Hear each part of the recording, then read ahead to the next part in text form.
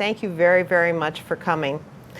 Just a little background. I have all my life been actually probably more comfortable being friends with trees and rocks than a lot of humans. So when the nature spirits asked me if I would enter into a contract with them, I agreed.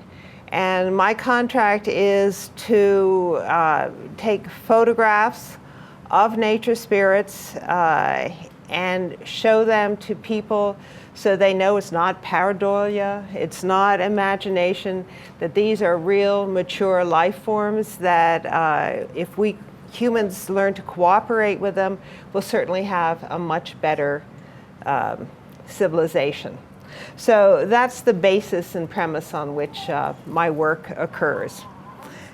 So we're first going to cover some basics about this process.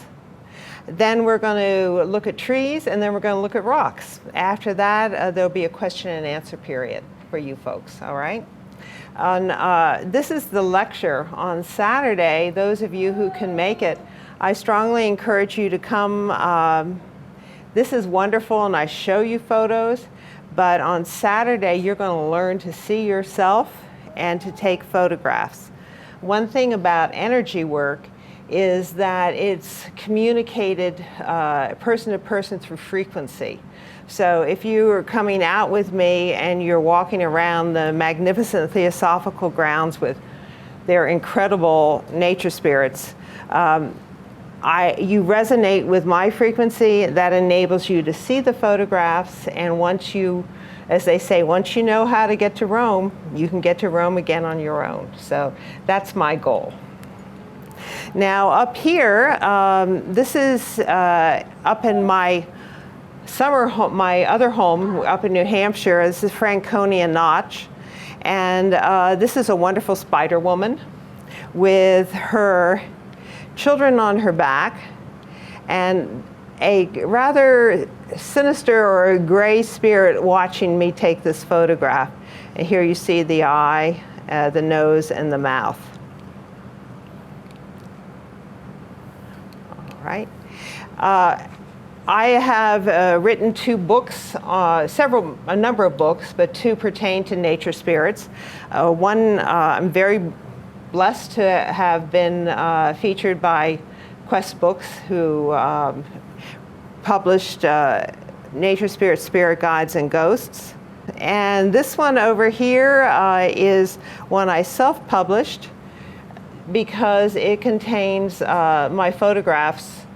I have thousands of photographs. I have thousands of friends in the nature spirit world, so a few of them I put together so you folks could see. Now, one thing I want understood is that we are talking about beings in other realms who are not the cutesy little fairies in the yard. These are mature beings, mature civilizations, some of them much, much older than we are, we humans. And, but they, nature spirits exist in a different dimension where they don't have the strong vital that humans have. So they're actually more benign, and they've been around for a couple million years or a couple hundred. So they can adapt around humans. One time I was looking up in Washington State at this beautiful Indian fashioned out of rock, and down below there was all this highway, and I said to him, "Oh my God, you're so beautiful." And he was very grumpy, and he said, "We will be around long after you humans are gone." So they have a different sense of time than we have. Here are the 2 of the highly intelligent life forms of the nature realm. I'm going to be taking you through the different ways in trees and rocks. There are the spirit of the tree and rock. There is a deva who's making use of the tree or rock for energetic purposes. There are nodal trees, and there are unexplained, to some people, ET intergalactic forces at work on these. Here we have a wonderful wood elf princess up in New Hampshire. And if you notice, it's kind of like 101 Dalmatians. She has this lovely little swirl of hair going up. Here's her ear, her eye, her nose, and her mouth. This one I cut out. She was in a tree. I cut out her image so that you could see her more clearly. Over here is a lady of the Chiricahua. When I go down to the Arizona Tucson Gem Show, I always go up and visit the hoodoos. If hoodoos are have different explanations for them, but when the Native Americans saw them, they revered them. When the pioneers saw them, they looked like voodoo from New Orleans, so they just changed it around and called them hoodoo. A lot of these beings these rocks have been around for millions of years. And if you were in one place for 1 million years and you were a conscious life form, pretty soon you start saying, all right, let's do something, and you start developing the ability to express your personality in the platform that you have, and that's the rock. So this is right at the entryway to a long valley of hoodoos, and this lovely princess with her eye, her nose, her mouth, her cheek overlooks that area. Now, my personal favorite, oops, they're telling me don't say that. I like all of you. I love gnomes, and I love trolls, and I love green men. Green men are the philosopher warriors of the nature realm, and they have taught me an awful lot. If you want to do this kind of work, what you want to do is go out into nature, stand quietly, salute with respect the nature beings, and then ask to enter into communication with any of these life forms. For myself, a contract was developed, and it's a benign contract. It's like, I'll help you and you help me. So that's also something that you folks can enter into. I'm sure those of you who do spiritual work are aware of that when you're working with your guides. So here's a green man in Ryerson Preserve, and here's one out in Geneva. Now, the thing about green men is when you see the Celtic green men plaques and you see how the leaves come out from around their face, well, that's actually their facial armor. And when they're in repose, here you can see, this is their facial armor going back. And here it is going back. When they are in warrior mode, the facial armor comes forward. And that's what you see in the Celtic plaques. It's showing them when they're bringing it forward, almost like a peacock on display, or to do battle, whichever it is. Now, they are the ones who will very often communicate with humans. They're very tall, they're a lot like John. They remind me of you. And they're very philosophical and very peaceful and benign, but don't cross them. So if you cross them, you learn they're very strong as well. Now, those of you who are, I'm going to ask all of you here to take a leap with me and allow yourself to imagine that this is a huge universe, that we all are meant to be together. As we move into this new age, we will learn to start communicating with each other. We don't do it now. And the only reason that we see each other here is that we have agreed that we're going to focus on this frequency that's human at our level. If you decided that you wanted to shift your frequency, consciousness, vibration, resonance, however you term it, if you wanted to just shift, then you enter into another dimension and you would see different people, different things, different beings. So this is what I do. I just shift frequency and enter into another world. Now, our Earth looks like it's solid, but it's actually made up of multiple layers of energy called ley lines or grids that overlap each other. And each of these grids carries and secures a different energy for Earth. Where the grids cross, just like in the human energy field, that is a potential for a spiral to come that can become a vortex or a portal or a gateway. So here there is an intergalactic civilization, the Mayans, that supported the Mayan civilization in South America, and that I have an affinity for. So as I wander around different places, I will come upon a place where the Mayan grid that goes all around the Earth, just like the Theosophical grid does, and the Christian grid does, and the Buddhist grid does. The Mayan grid goes around at a particular frequency, and some places where it crosses, it puts an anchor or a placeholder there. And these are some photos I took of placeholders. So down here is the Temple of the Warriors in Chichen Itza, which is one of the core areas for the Mayans, the Mayan grid. And here you see a shock mule. How many of you have been down to Chichen? All right.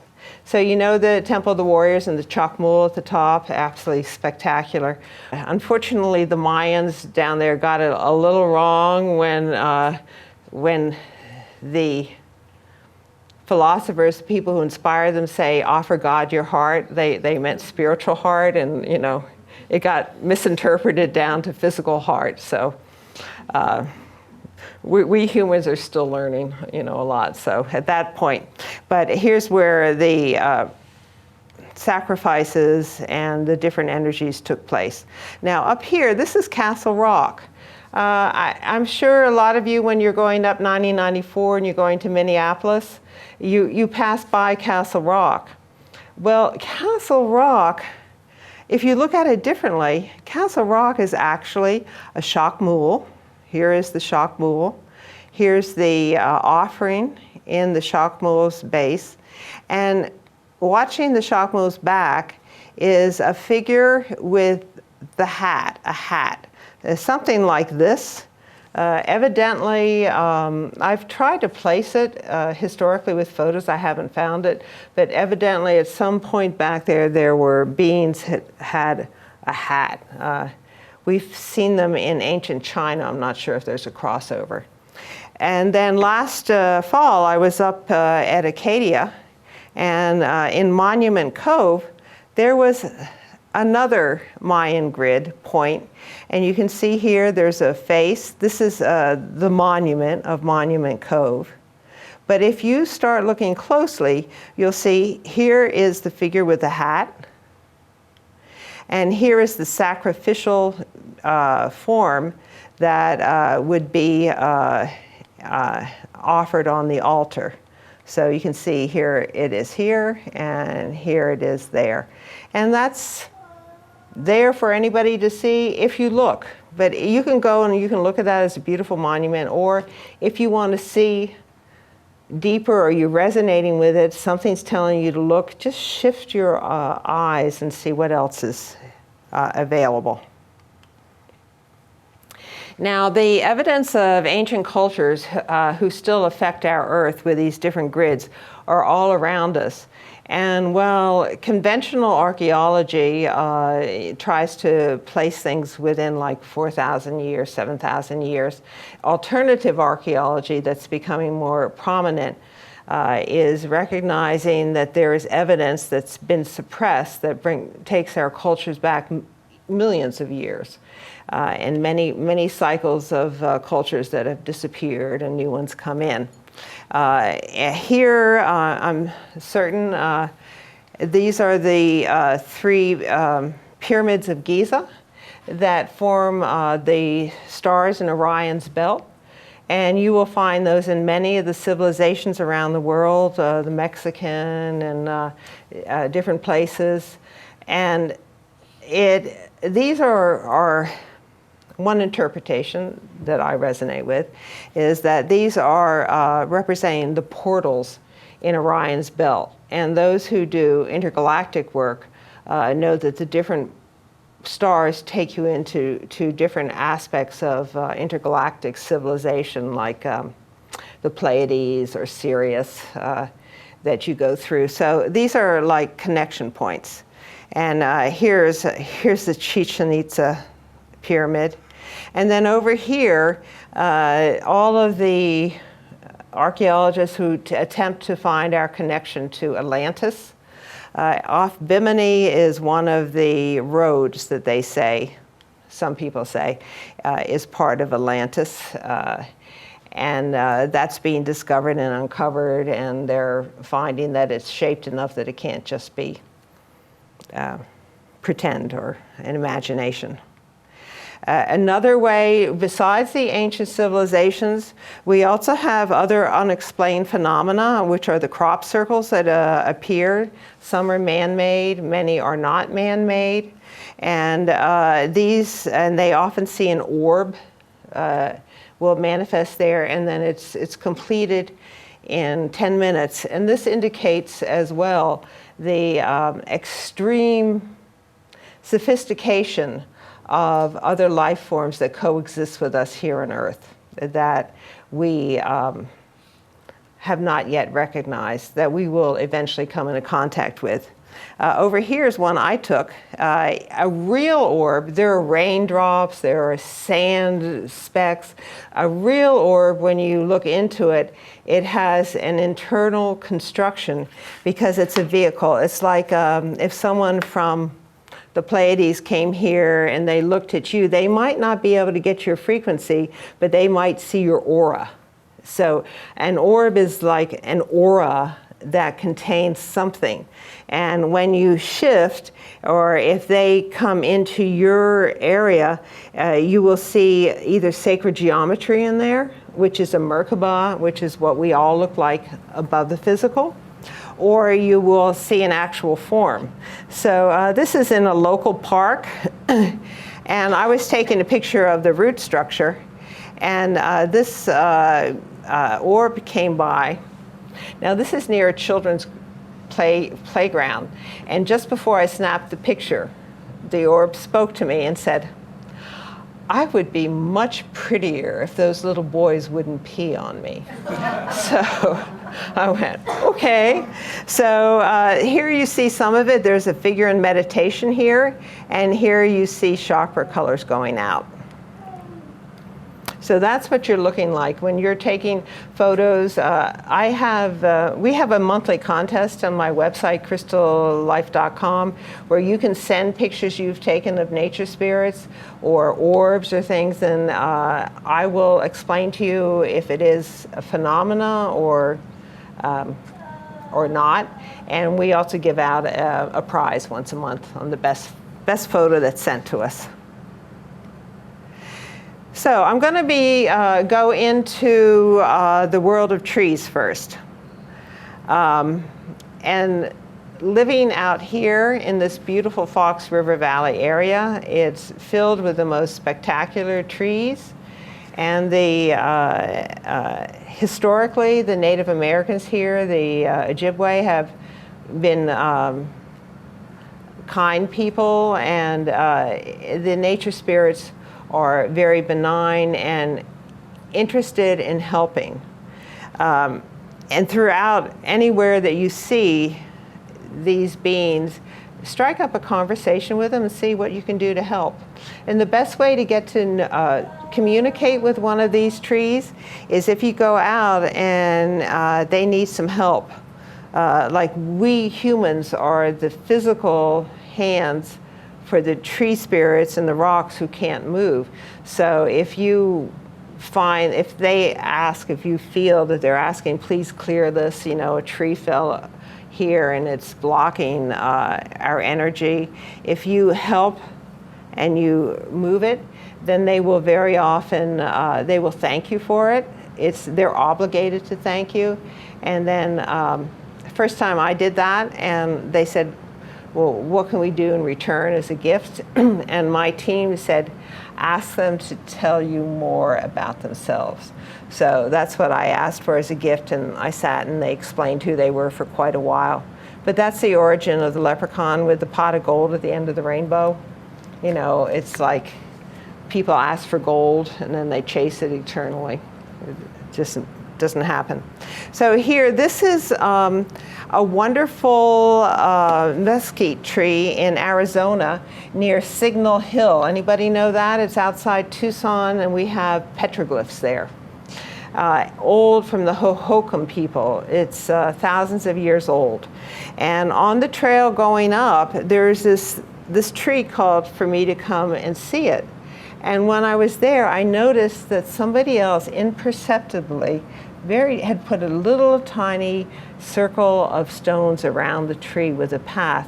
So there are other people who also see this and recognize it. And so I did a study of it. And here you see these animals in the mesquite tree. And then underneath it, you see a spirit, the eye, the nose.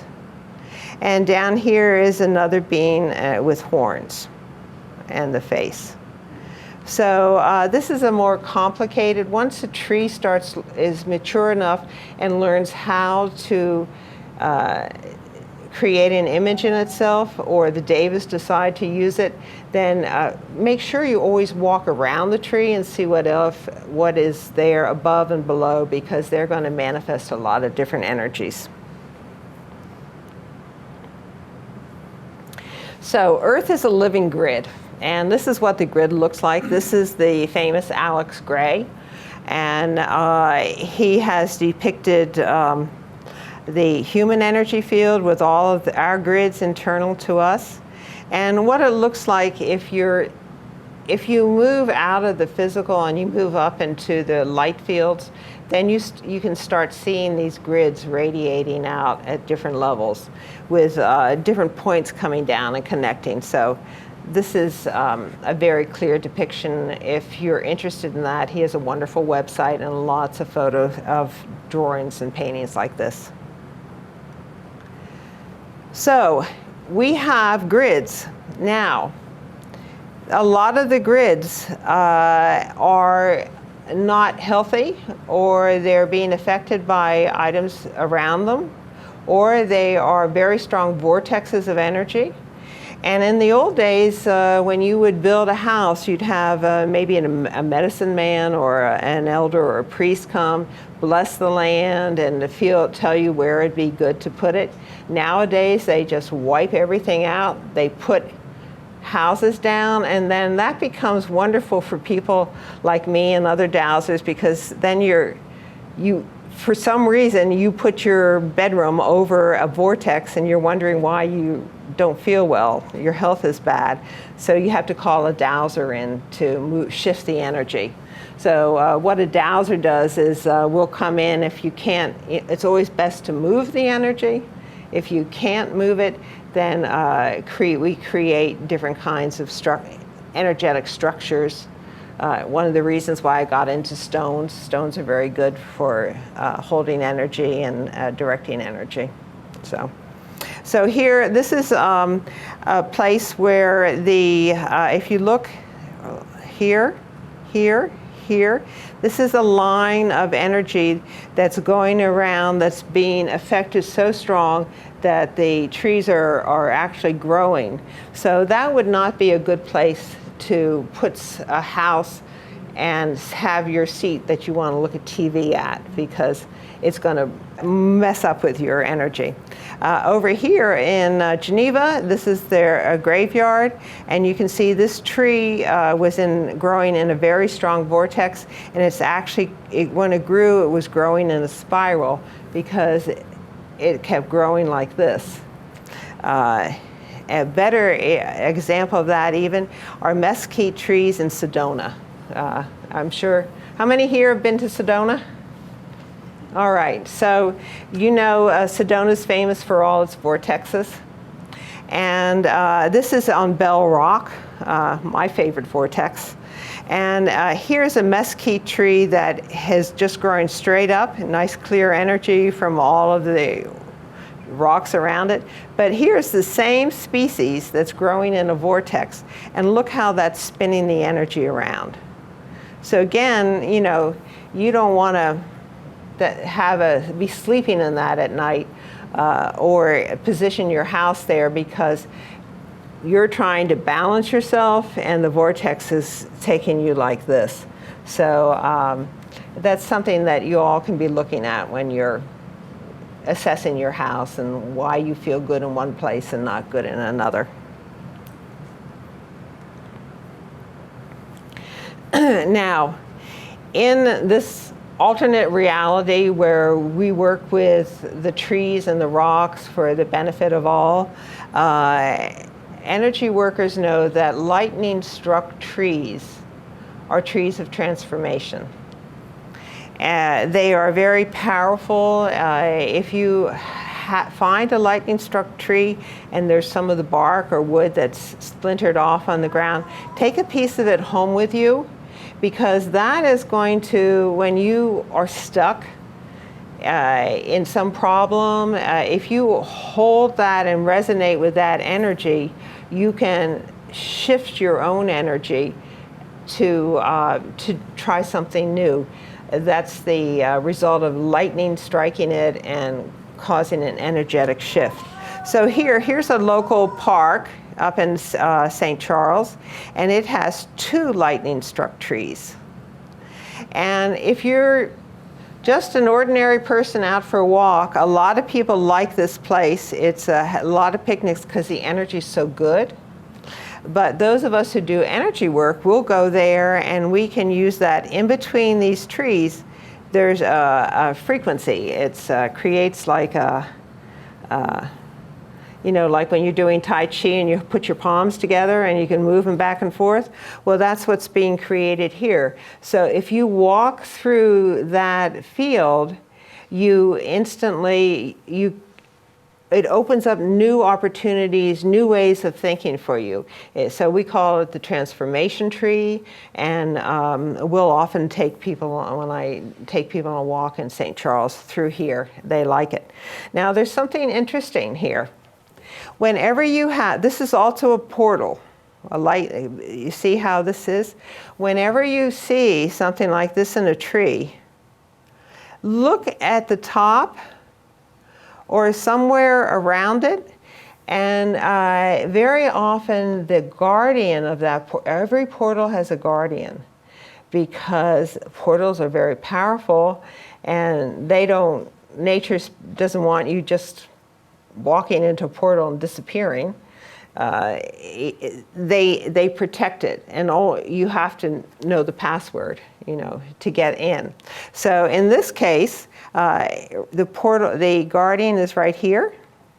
So that's kind of a snake-like face. And over on this side, there's a face here, and there's another face here. That's a fun thing to do as you're out on a walk, and when you see one of these places, just look more carefully, and if you don't see it, just kind of say, okay, I'm going to just shift. You know, it's kind of like when you're out in the morning and you're going to play some football, and then at night you're going to go out with your friends and go to a classical concert. Well, the energy that you have when you're playing football is not the same energy that you have when you sit down to enjoy classical concert. And that's the same way it is with nature spirits. All you do is say, all right, this is the different frequencies these people are in. Let me just shift it around. There are crucial nodal points on the Earth grid and the animals that are not part of this discussion, the totems, they have a certain energy. They preceded us, and they offer an energy for humans to use. And their nodal points appear around the world, even if There are elephants in elephants I've photographed. Here are some of the most common. Here is an ape in Central Park, a great ape. And I call this Planet of the Apes because down here is this very stupid looking human. All right, and a very intelligent ape, and then another nature spirit here and a nature spirit there. So that ape, there's a nodal point here, there'll be different places around the world that are holding that frequency for us to use.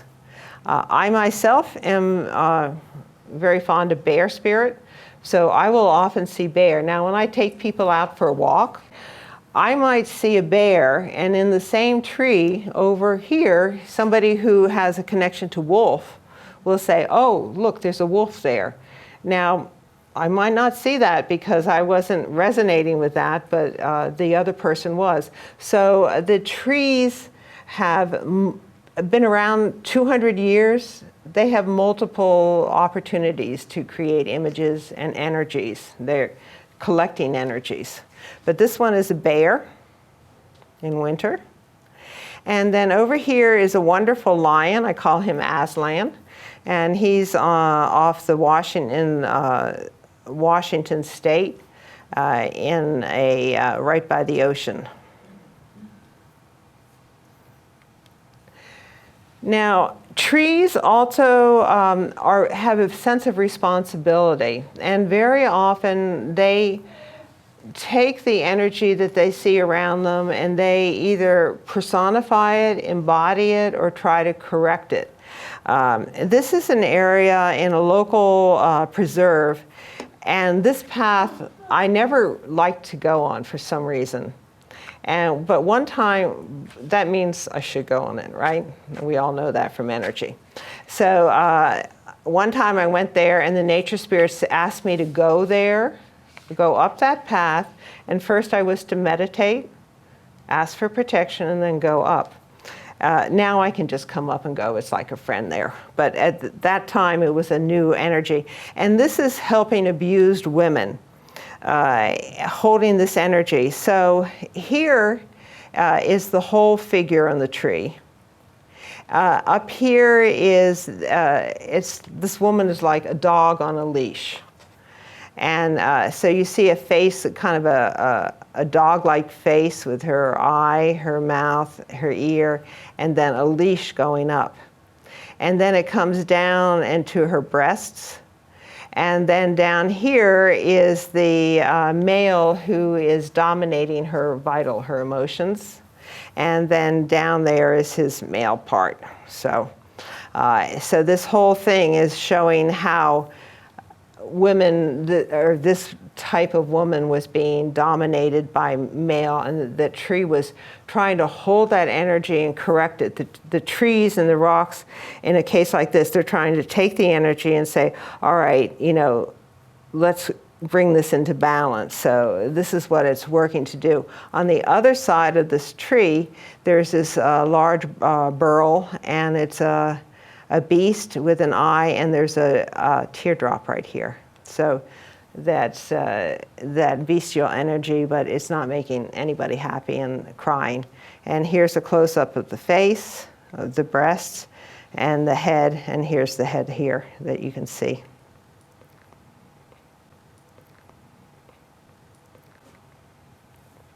So different tree species manifest in different ways.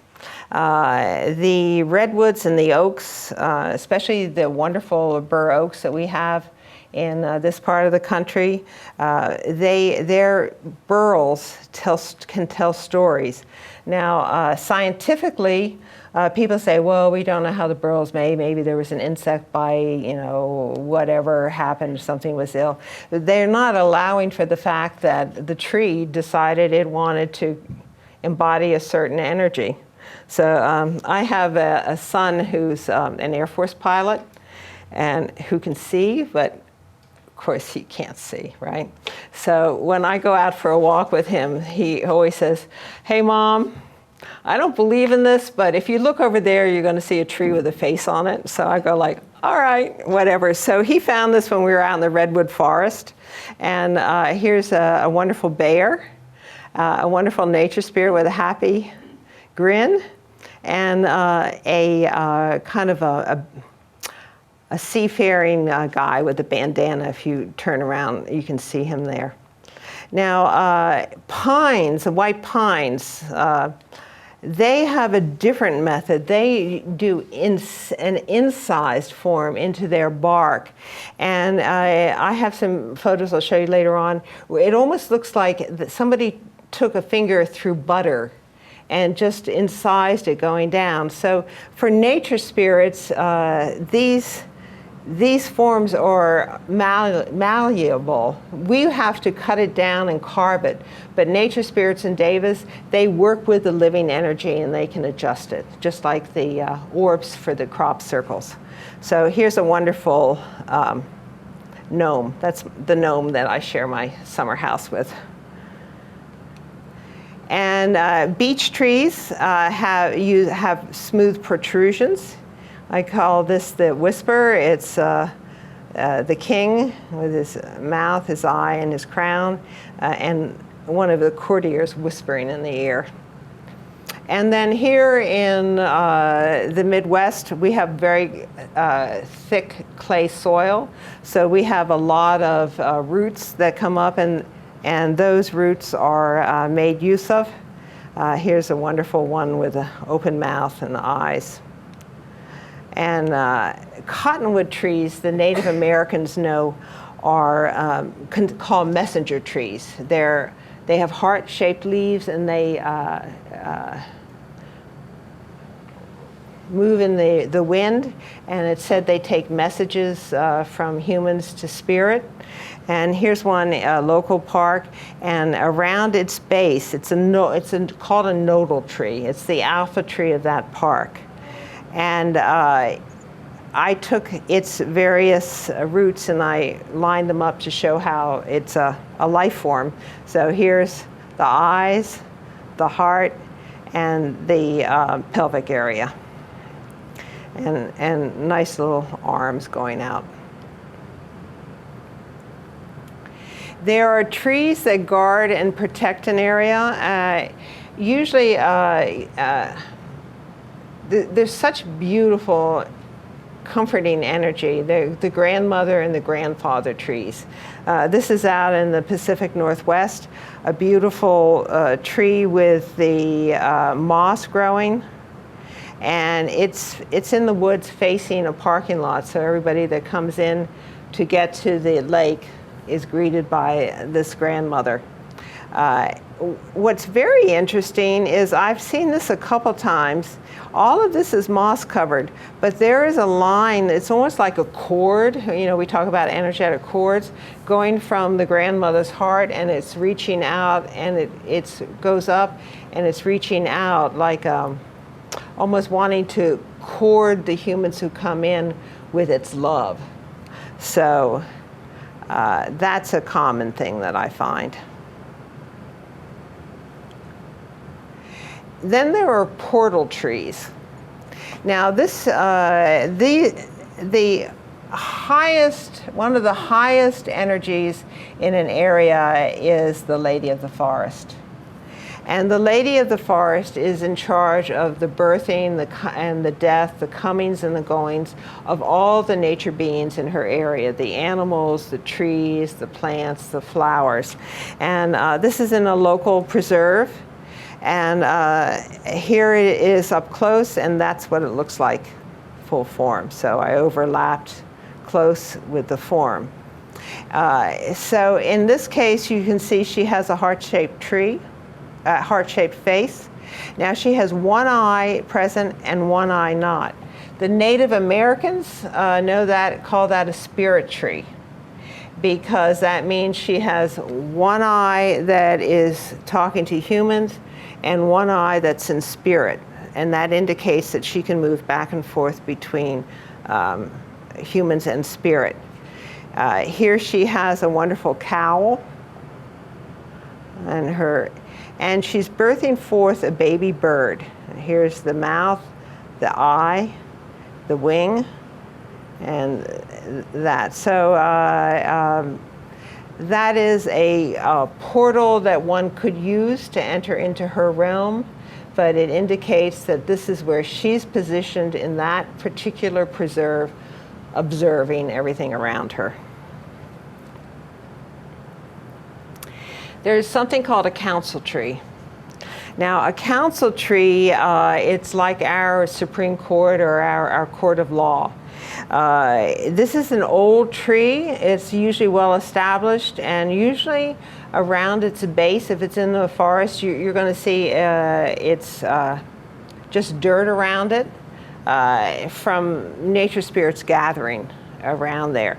And this is where the nature spirits come to have arbitration on any issues that they have with each other. So, and I know this might sound unbelievable to some people, but that's really the way it is. And I've seen them in a number of different places, and they're very specific and about what they do, and they all tell me the same thing. So here, in this case, this magnificent tree is in the yard of one of the founding families of Conway, New Hampshire, where I go in the summer. And if you can see here, here's the elf prince. He's the head of the council, his eye, his ear, his mouth, perky little hat there, his thing. Then we have a merchant elf that takes care of the merchant level. And that's here. I cut it out so you could see him better. Love Photoshop. Here, now this is an elderly green man, and if you notice how flaccid his facial armor is, you can see that here, and his eyes. And then we have other beings. We have an Indian, we have a monkey. They're all around this tree. So the nature spirits come and they offer their issue with each other, and the decision is made there and handed down, and just like our courts, people have to abide by it. Now, there are also marker trees that determine a person's turf. So in my summer home, my family's summer home, which is in a virgin forest up in northern New Hampshire, I share my particular cottage with a gnome. When I come in the summer, I tell him, you're out in the garage. When I leave, you can come back in. And we have our understanding about that. And every once in a while, he'll take me out with him to photograph something new in nature that I haven't seen. You know, it's like a treat. But he has marked the trees to show other people that this is his territory. So in one tree in the back, as I showed you, here's the elf, here's the gnome with his hat, his eyes, his nose, and his beard. And then on the side of the cottage, here's another tree, and that's him side view with his hat going up, his nose, his mouth, his ear, and his hair coming down like this. Now, I hope you can see this. This is what that line looks like up close. And if you see, it's like it was dealing with butter. It's just like somebody took and went like that. So this is bark and tree, but in the nature spirit world, very pliable. And trees also record what's going on around them. This tree is actually on the Theosophical grounds facing the Mary Grove. And if you see, there's Mary with her cowl and the baby. Out in the middle of the woods where the trees don't see people, then they are interested more in the animals, and they'll often depict animals. So this tree obviously saw all the geese going by overhead and thought that, you know, how wonderful, all these people moving so fast, and created that image to resonate with them. Now we come to the rock world. Now, trees live 200, maybe a few elderly, even 1,000 years, but rocks, millions of years old.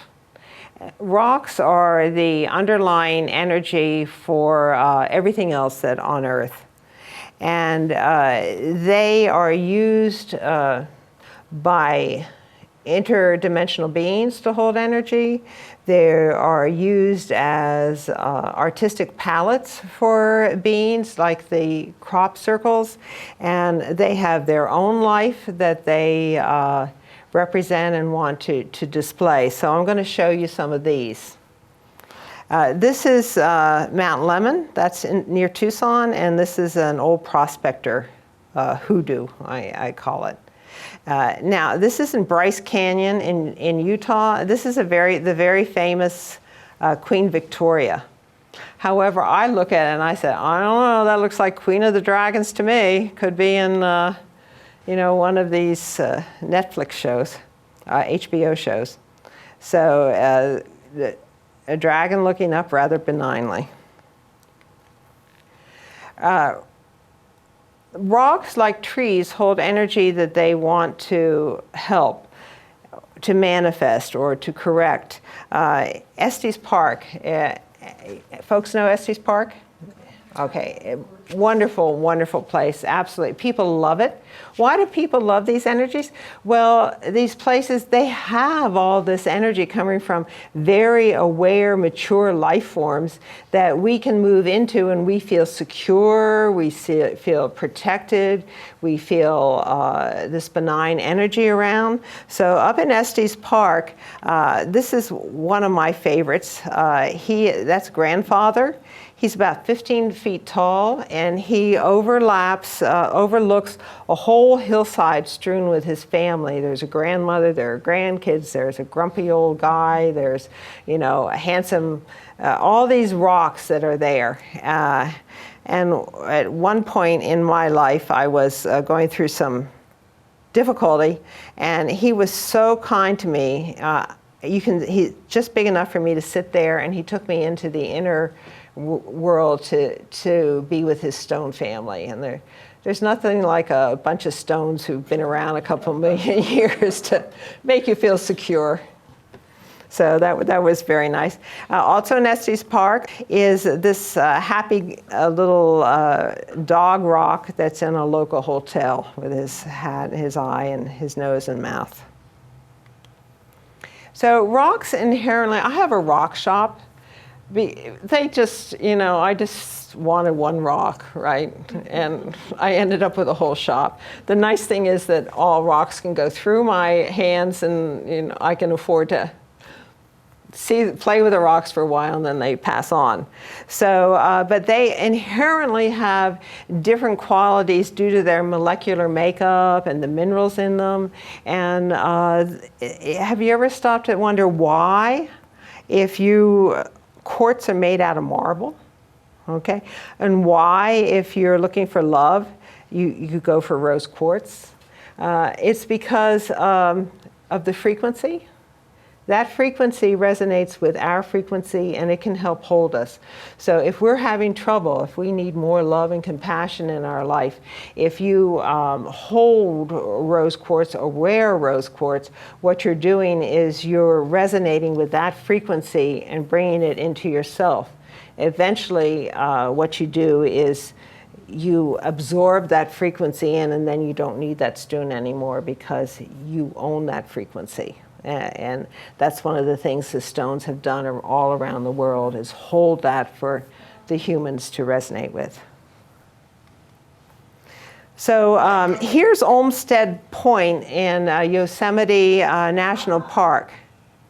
And this is where, this is a favorite rumination point for Frederick Law Olmsted as he worked on the formation of the U.S. National Park System. In fact, this is where he took President Roosevelt up to have on a tour, to have lunch there to persuade him to establish the National Park System. And if you notice here, we have this wonderful figure. And then if you sit there and you look, you start seeing other things like, oh, okay, that looks like an eagle. It could be an eagle eye coming down. There's another like a cohort there, and it figures around. You can sit there and see that, and I often wonder, all these people who come by and they look there and they look, okay, it's pretty, and they go on, and nobody ever says hi to these folks. Now, what is known, just like the Old Man of the Mountain up in New Hampshire, in Chiricahua, Arizona, they call this Cochise, the head of Cochise, and it's said by locals to resemble the profile of the great local Apache chief. That was Apache territory. Now, now we're getting into some of the more complex ones that no way is this pareidolia or is this chance. This is in Garden of the Gods in Colorado. And the nature spirits stopped me and had me look at this and explain to me what's happening there. Here's an Indian, and he is being backed by an ant being. And here's an animal here, and here are a couple of beings watching them. So this is a huge, very hundreds of foot tall memorial to the partnership of the ant people and humans at that time, at the change of the ages and the great floods, when around the world, different of the inner earth beings took people in, humans in, to protect the species. And in this area, the Native Americans speak often about the ant people protecting them and taking them in. And in some of their petroglyphs, you'll actually see kind of that shape for the ant people, for the face. Now, in the summer, the Utes come there, and they have a gathering, and then they will come around and they will honor this Indian. And up here, there's a line, and when it rains, water comes down here and creates a tear. So it expresses the sadness of the Indian situation, and also of the Great Flood. And then we're going to end on this. This is a love story in stone. This is so far the most complex story I've seen. I'm going to show you this. I'm going to show you the parts, and then we're going to come back to it. This is in Garden of the Gods in Illinois. The last one was Garden of the Gods, Colorado. Garden of the Gods, Illinois is in the Shawnee National Park in southern Illinois. And this is Teasing rock, and that's formed from iron oxides and sandstone. And where the iron come, it creates patterns. But if you start looking at it, there's a story here, and I'm going to tell you the story, and then we're going to do it as this area. There's something called a guardian of place, and a guardian of place is the one who's responsible for the well-being of an area. So this guardian of place created a mural that showed respect for an old love of his who was they were in love when they were young, but he left to pursue spiritual pursuits. She stayed true to him, and even through old age. So now I'm going to show you the parts, all right? So it's, in fact, I'll show you very quickly here. Here's the head. This is the cobra head that you see around Vishnu, representing his leaving for spiritual life, his hair, his hat. Here's the maiden. It's a Picasso type design where you see the maiden right here, and then you look at it differently and you see the old crone with the hag with a tooth. She's bending over like this. Her cat's here. Here's her arm, and that's the dream that goes up into his back end, his legs, and his shoulder. Remembering that. Now here it is, grafted out. I drafted it out for you guys. So you see head, boy's face. You see the balloon coming from her, going up to that, dreaming about it. The hair, the cobra. Female face, hag face. Bending over, cat face, coming up, the back of the legs, the rear, and the arms. Now, this mural looks out over the scene. And over here is the guardian of place grown up, matured, and instead he's now wearing a crown, and instead of the cobra he has a tree there representing his oneness with trees. You can see his ear, both sides, his face, his nose, and his eyes. So it's showing him looking back on his life. So here we are.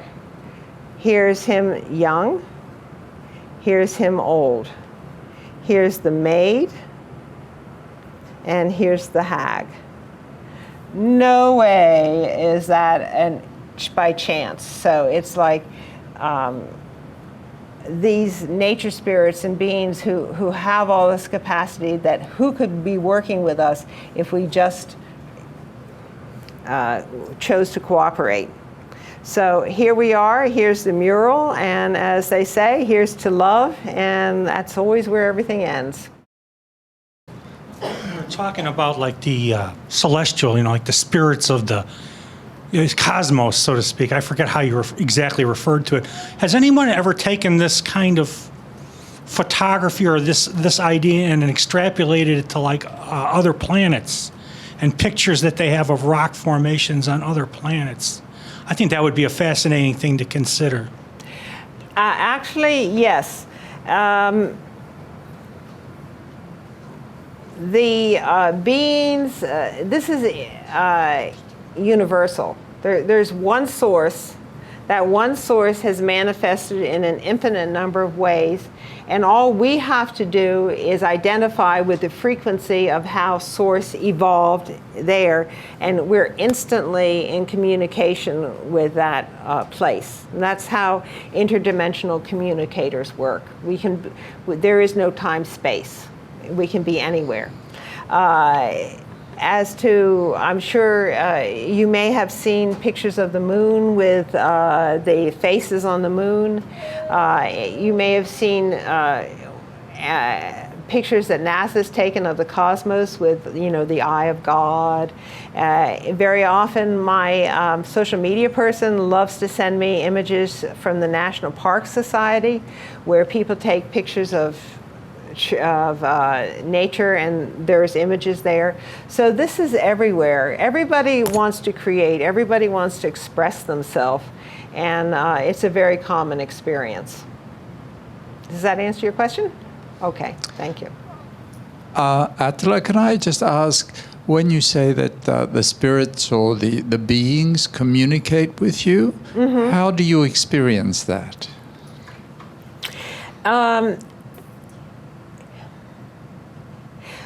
It's a knowing, and what happens is, it could be through physical words, but usually what happens is everything in nature is formed of Merkabahs. That's a full body of information. So you can go from a tiny Merkabah that's in a cell into a large Merkabah that contains the human body. And what happens interdimensionally, as I experience it, is that when I was writing my books, my team would take a whole body of information and they'd give it to me. And then it was my job to extrapolate it and make it linear, to put it down on paper so that other people could understand it. So when I go in and I want to talk to a tree, I come into resonance with it. We come in through the heart and we become one. And in that state of oneness, it's a consciousness communication that occurs where we each understand what the other's doing and we don't need words. And I have a question from someone who's written in. Could you please say more on what you meant when you said there is a portal guardian in lightning-struck trees and you must know the password? How do you know the portal password? Oh, well, I was just kind of teasing when I said the password. It's the frequency. What happens is there are portals all over Earth, and lots of times when people disappear, you know, they may have unwittingly walked into a portal and not known how to get back. So a portal can actually occur anywhere there's a crossing of lines, of energy lines, and if it's open and it's not a protected vortex of energy. So in a known portal area that's being controlled, nature is very hierarchical. It has all of its, just like we have, you know, that everybody has their own job. If there's a portal, a gateway that goes into another dimension to protect people and nature spirits, there is a guardian. That's that person's job, is to be, that life form's being, is to guard that portal. If you have no reason to go into that portal or you don't resonate with it, you don't even know it's there, or you just see and it looks like a scar in a tree. But if you need to get from this dimension to the wood elves or, you know, the moss fairies, whatever, you can go in and that becomes a consciousness conduit that takes you to specific realms of energy. But when I said you need to know the password, you need to know the energy and you need to have a reason. That's why I say the best way to get to know these beings is equal to equal. If they have something that they need done, if you offer to help them, they express gratitude, and that's how you start your communication. I have more of a comment than a question, but a few years ago I was out on my back porch reading a book about angels, and from the east, an orb, I didn't know what it was, but it was this reddish, orangish, perfectly shaped circle, came floating by silent, and I was, you know, staring at it like, what the hell is this? What the heck is this, you know? And so I yelled to my mother, and my sister and my daughter happened to be in the house too, and we all just stared at this thing trying to figure out what it was. And so I'm fortunate enough to validate that it's absolutely true. I mean, a skeptic, right? Right. Absolutely true. We're all skeptics until we have the experience. Absolutely. Yeah. Absolutely. Yeah, and when you, orbs particularly like happy energy, and often when people send me photos, if it's in a meditation or you know, there's a guru there, or there's a spiritual teacher, or it's a wedding, we get these huge white orbs with a lot of internal sacred geometry. And the color often reflects the energy of the being, so that would be a more grounded energy in the, like the chakras, that was coming to you to maybe help you or give you information. So that's wonderful. Thank you. Thank you for sharing. One more question. How are nature spirits affected by destructive events such as hurricanes, fires, and earthquakes? Okay. So when I started doing this work, very often the life forms that are going to connect with a human are the more mature life forms, because they've been around long, they've developed their consciousness just like human beings, and they're more able to adapt. I have my favorites that I always go back and look, and one time I went back in the summer up in my family place, and this tree had blown down in a hurricane. I was just heartbroken. I went like, oh no. And the nature spirit said, don't be sad, don't be sad. That tree's been around for 200 years. It's time for it to have another experience. So it's just like us. When we're born, we leave, and if you believe in reincarnation, which I do, you come back again and you have another chance. It's the same with trees. They're a spirit that's evolving, and when that happens, they go on. The part that I'm not so fond of is when real estate developers come in and they wipe and level a property and they put up a housing development. And when you go there, it sounds dead. There's no life there at all. So I always encourage people, if you see that they're going to be doing something like that in your neighborhood, please go in before and alert the nature spirit so that the deva of that area, so that they can move a lot of the beings somewhere else.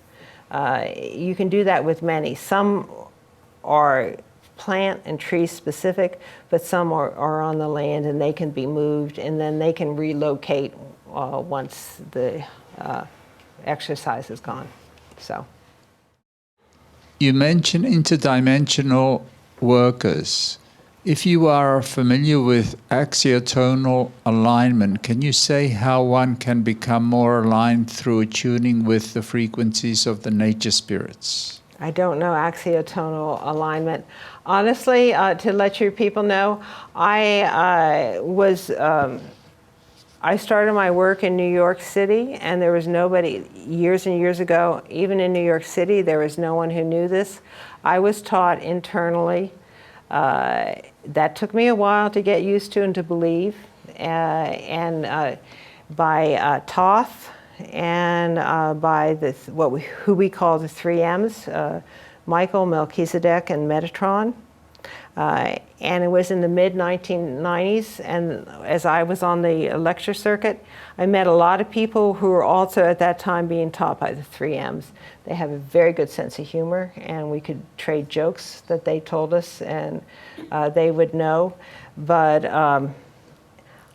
I believed them, and if you have contact with any nature beings, first you have to establish, or spirit guides, establish that they're real. And they were very clear to me that I was to test them. Each spirit guide has a different range of capacities. And I couldn't ask one to do something that wasn't their realm of knowledge. That would be another person's area. For instance, I worked with Thoth for months, then I worked with Michael, and when you're just starting out in this, it's like, no, don't let go of my hand. You know, you're taking me into this world, and I don't know all these things that are going on. And it was like pry out, you know, and then it went to Michael, and then it went to who's the warrior, and then it went to Melchizedek, who's the philosopher, and then it went to Metatron, who is the architect. And then when I got done that, they said, all right, now you know the frequency of each of us, how different we are. So when we come to talk to you, you know who's coming and what we can do. So this is the kind of knowledge that we're all going to be moving into. It's very solid, and these are ancient forms and very wise. So. You mentioned something early on about, you said this is not pareidolia. Closer? Sorry. This is not pareidolia, and you repeated that. That reminded me of a woman who says, I can always tell when a man is wearing a toupee. Well, how could you possibly know that? Because if you don't notice that a man is wearing a toupee, you'll miss it. Pareidolia is an illusion. Right. How do you know it's not pareidolia when pareidolia is an illusion? Yes. Well, that's when you're grateful that you have an Air Force pilot for a son who keeps saying, are you sure it's not pareidolia? Because pareidolia is as you say, an illusion. And when you test it, it doesn't stand up to the test. How can you test it? How you test it, you do the way I was trained by the Melchizedek, the 3 M's, is you say, all right, and believe me, I've had to test it quite often because I'm doing breakthrough work, and with my team, it's like, I get really hot. I can do this. You know, I mastered this. You asked me to master this, and I mastered it. And then they come and they say, "Congratulations, Atala! You did a great job. You really got it." Pause. And here's a bigger playpen. So, you know, we keep expanding our consciousness as we learn. And you always, with me, I'm always testing. I'm from Missouri, you know. How do you test it? You test it because they say, I am, well, let's take Michael, all right? Michael said to me, I said, I don't know, are you real? I don't talk to angels, you know? I never talk to angels. He said, well, if I tell you what you're going to be doing next Thursday afternoon at 2 p.m., and it happens, will you believe I can see into the future and that I'm giving you information? And I said, okay. I said, I'll try that. And then he told me what I was going to be doing. And I said, you've lost already because I know what I'm doing next Thursday. I'm going to be at work. I am not going to be doing that. So next Thursday afternoon, there's a whole, everything moved around. And I was doing this thing over here. And all of a sudden, that Michael said I would be doing, all of a sudden Michael said, well. So then I said, all right, I will give you the benefit of the doubt. And they do it, you do it step by step by step. They had me draw a line, and it was like the Battle of the Alamo. Those who would fight to the death cross over, those who would live should fly. And they always said, all right, just cross over the line. If what we've told you is not true, you can step back over. I have never stepped back over because every time they expanded, I could see. When you're first starting, you have to have good guides. That's the first thing. And they have to prove to you that they are authentic. And once you have that, then you build on that. And then you always are confirming with the guide, is this right? With the tree forms, I'm working with the Deva, and I can tell this is a bear. What is the frequency that's coming? Because now I know what it's like because I've trained. But it's a step by step. It's like learning to be a great physicist. You're learning piece by piece. Can you repeat? Can your team? Can your team repeat that, like predicting the future to you in the presence of a skeptic? How the team works is on a need-to-know basis. So for many years as training, I did consultations, and people would bring me issues. That was my training. I don't do it anymore because I know how to do it now. But they would bring an issue, and then on a higher level, their team would be talking to me and tell me the answer to give to them, or my team, they call it doing lunch. They do lunch up there and they decide what was going to happen, they'd bring it down. But I am not a fortune teller. I am not someone who sees into the future. With my team, they explain to me some things are destined.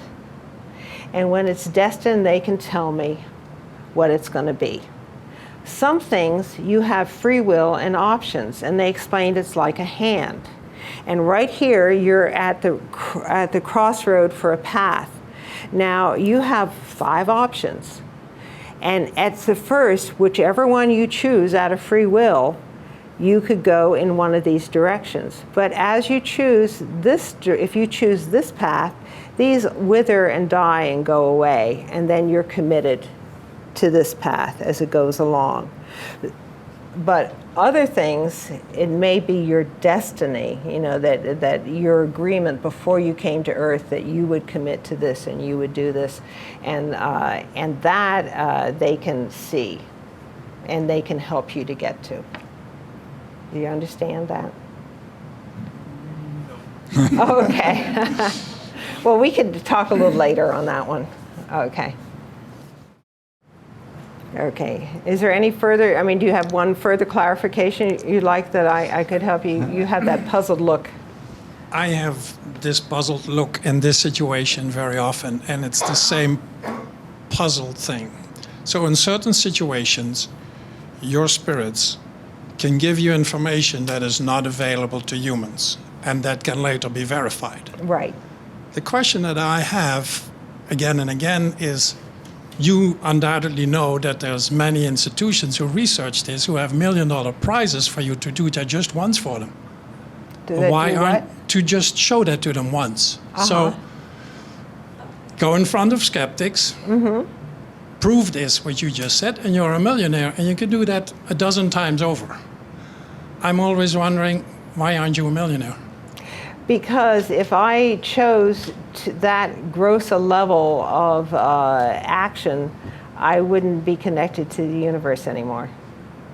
The universe doesn't value this grasping, you know, money and all this sort of stuff. And it's just like a Dowsers. You know, I was vice president of the Dowsers. No Dowsers have won the a lottery, dowsing it, because that is not for the highest good. I only work for the highest good or the one. Okay. And but Deepak Chopra, if you go on Gaia.com, he has they've actually attached wires to the brain and shown how his different parts of his brain shift when he moves into meditation. So all these things can happen, and if that happened to be your interest, I'm sure if you got approval from your particular team, you could, you know, work with that. It's not my interest, so. When a tree is not doing well, is there a way to help it to gain back the healthy state? Okay. That's like with the human being. There's energy work.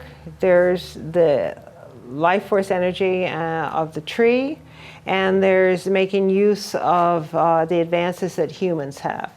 So if a tree is not doing well, you can either call in the local, tree expert see if it's nutrition that it needs. It could be that the tree is in a bad area, and you can work with it energetically, or it could be that the tree's old and it's dying. There's not any one answer to that. It's just like human beings, and if somebody gets cancer, and then what do? Some people will go to a healer and it'll disappear. Some people will go to the surgeon and it'll disappear, and some people try everything and it doesn't disappear because it's their time to cross over. So same with trees.